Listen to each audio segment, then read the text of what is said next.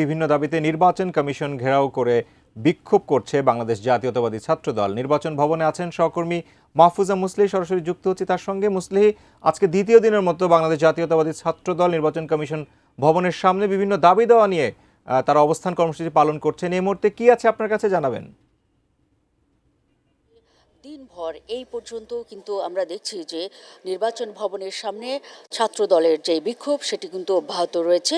আজকের দ্বিতীয় দিনের মতো বাইরে এই বিক্ষোভ হলেও এই মুহূর্তে কিন্তু আমি নির্বাচন ভবনের ভেতরে এসেছি। আমি সকাল থেকে যেটি দেখেছি যে তারা বারবারই বলছে যে 3টি দাবি যদি না মানা হয় অবিলম্বে, তাহলে এরপরে তারা কঠোর কর্মসূচি দেবে আরও। এবং তাদের যে দাবিগুলো ছিল তার মধ্যে কিন্তু উল্লেখযোগ্য হচ্ছে পোস্টাল ব্যালটের যে জটিলতা সেটি নিরসন করতে হবে এবং বিশেষ কোনো দলের প্রভাবে তারা আসলে তাদের সিদ্ধান্তগুলো, বিশেষ করে ত্রয়োদশ সংসদ নির্বাচনকে সুষ্ঠু করার জন্য বা প্রশ্নবিদ্ধ নির্বাচনের ঊর্ধ্বে রাখার জন্য এরই মধ্যে নির্বাচন কমিশনের যেই সব সিদ্ধান্ত ছিল সেগুলোকে প্রভাবিত করার লক্ষ্যেও একটি বিশেষ দল এবং বিশেষ গোষ্ঠী তাদেরকে যে প্রভাবিত করছে সে ব্যাপারেও কিন্তু তারা নিজস্ব যেই চিন্তাভাবনা সেদিক থেকে এগোনোর জন্য এবং সেই ব্যবস্থায় তাদেরকে নিজস্ব ক্ষমতা বলে চলার জন্য একটি দাবি কিন্তু জানিয়েছেন বারবার। আজকের দিনের তাদের বক্তব্যের মধ্য দিয়ে আমরা দেখেছি।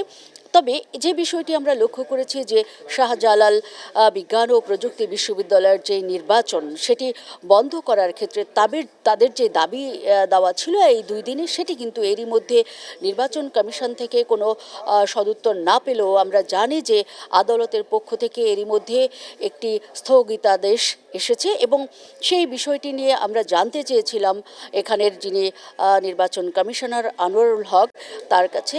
সেই আনোয়ারুল সাহেব যেটি বললেন আমাদেরকে যে আসলে কোনো দলের প্রতি কিন্তু তারা পক্ষপাত করছেন না, বিশেষ দলের প্রতি অভিযোগ করলেও পক্ষপাতের আসলে সব মিলে আসলে তারা চাইছেন যে সামনে যাতে লেভেল প্লেয়িং ফিল্ড যে বলতে আমরা যেটি বুঝি সেই বিষয়টি তারা নিশ্চিত করবেন এবং আগামী নির্বাচনে তারা কোনোভাবেই পক্ষপাতের মধ্যে যাবেন না এবং বিশেষ একটি দলের প্রভাবের কথা যেটি ছাত্রদল বলছে বা বিএনপি বলছে আসলে ক্ষেত্রে তারা একেবারেই তারা পক্ষপাতের মধ্যে নেই এবং তারা কিন্তু আগামী নির্বাচনকে অবাধ ও গ্রহণযোগ্য করার সব ধরনের ব্যবস্থা নিয়েছেন এবং কোনো দলেরই কিন্তু তাদের প্রতি চাপ নেই এবং বিশেষ কোনো বড় দলের প্রতিও তাদের পক্ষপাত নেই, এমনটি কিন্তু আমাদেরকে জানিয়েছিলেন নির্বাচন কমিশনার আনোয়ারুল ইসলাম সরকার। যে এই ছিল আমার কাছে নির্বাচন ভবন থেকে সবশেষ পরিস্থিতির খবর।